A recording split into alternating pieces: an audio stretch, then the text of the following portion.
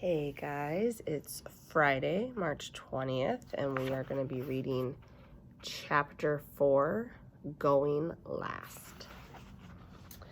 Wednesday. Dear First Grade Journal, Mother and Daddy were not good sports about the note. They said it is not funny to throw someone off a sleigh. That made me laugh all over again. I got sent to my room for a timeout. Grown-ups do not understand humor. From Junie B., first grader. I put down my pencil and I glared my eyes at May's head. She did not look up from her journal. I know you're staring at me, Junie Jones, but I don't care that we got notes sent home, she said. My mother was proud of me. In fact, she said that you deserve to get tattled on. I glared harder. Sometimes if you glare hard enough, you can melt people's heads. I saw that on a movie commercial once. It was PG-13, I believe. I kept squinting and glaring, but May's head did not melt. Finally, I rested my eyes. I'll try to melt her head again at lunch. Just then, Mr. Scary stood up at his desk and he said to put our journals away. Boys and girls, today is the day for our first visit to the holiday gift shop in the media center. Remember? I sent a notice about it home to your parents last week. He smiled. Today we'll just be looking at the gifts, he said. Then on Friday we'll go back with our money and buy the things we want. I waved my hand all around. Guess what, Mr. Scary? Guess what? My mother said I get to spend $1 whole on every person in my family, and that adds up to $5 entire, I said.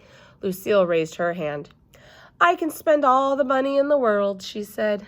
I'm rich. She stood up and fluffed herself. My family has more money than you can shake a stick at. Mr. Scary stared at her a real long time. Yes, well, fortunately, we don't need to be rich to shop at the gift shop, Lucille, he said at last. Everything there is very affordable. Does everyone know what affordable means? I do, I called out. Affordable means cheap. My Grandpa Frank Miller loves cheap.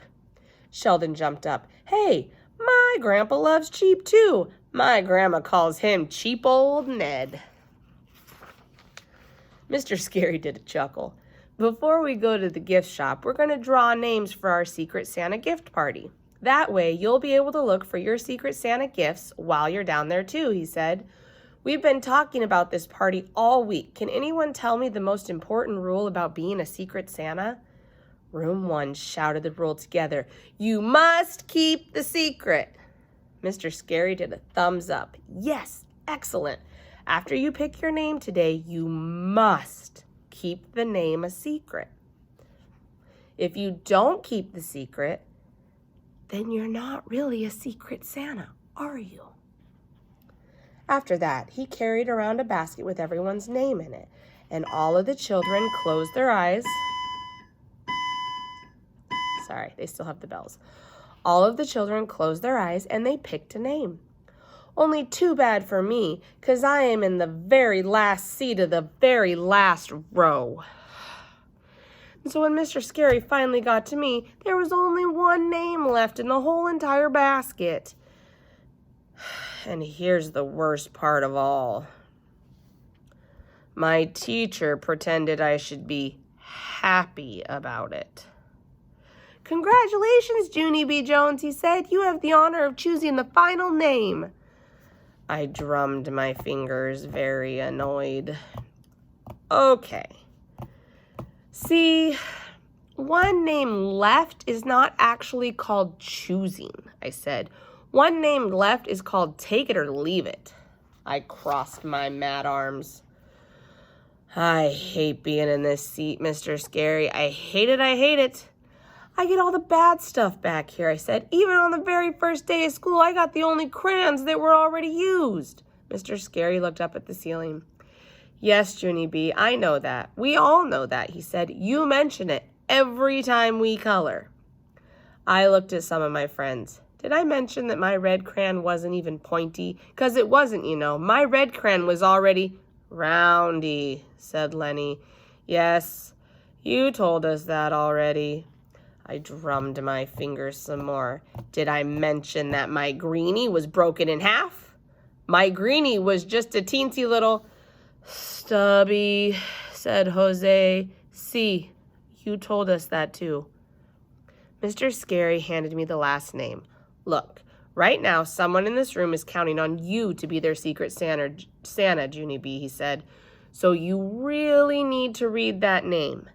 Now. Then I slid down in my chair real glum, and I read the name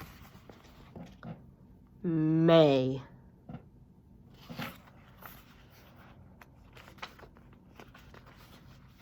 And that's the end for today. How do you think Junie B's gonna feel about getting May? Uh-oh. Monday we'll read chapter 5, Elf Labels. Or no, sorry, I was reading that through the camera. Elf Ladies. Elf Ladies. All right.